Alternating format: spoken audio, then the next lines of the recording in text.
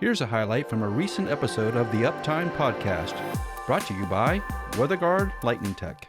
You settled on your current design after lots and lots of iterations, right? Yeah, that's correct. So it didn't start off as a multi-legged robot, walk and blade surfaces. So I think one of the earliest concepts I came up with was a wheel with vacuum cup. So the idea being that it would be a wheeled vehicle that would have suction sticking to it as it rotated along the surface. But there were problems with that, timing, turning the vacuum on and off. We then looked at a more conventional track device. So there's lots of sort of Caterpillar track devices that are used for, say, pipe inspections, and so integrating a vacuum system onto that. But what really came down to deciding on the hexapod or the multi-legged robot was its ability to adapt and conform to all the different parts. So we can straddle a leading edge.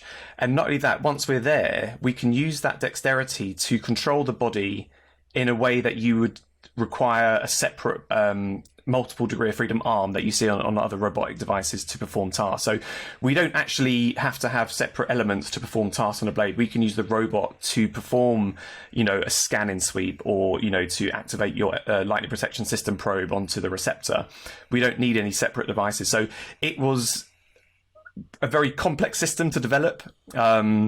And by making it complex, there's been challenges, but what we've ended up doing is making a very complex system that's very easy to use. So we have a simple joystick approach. We just have a controller. The robot does all the clever scanning and calculates where to place its feet, and the operator, navigates it left, right, forward, and back. And it's a very simple device to use once it's actually on the blade.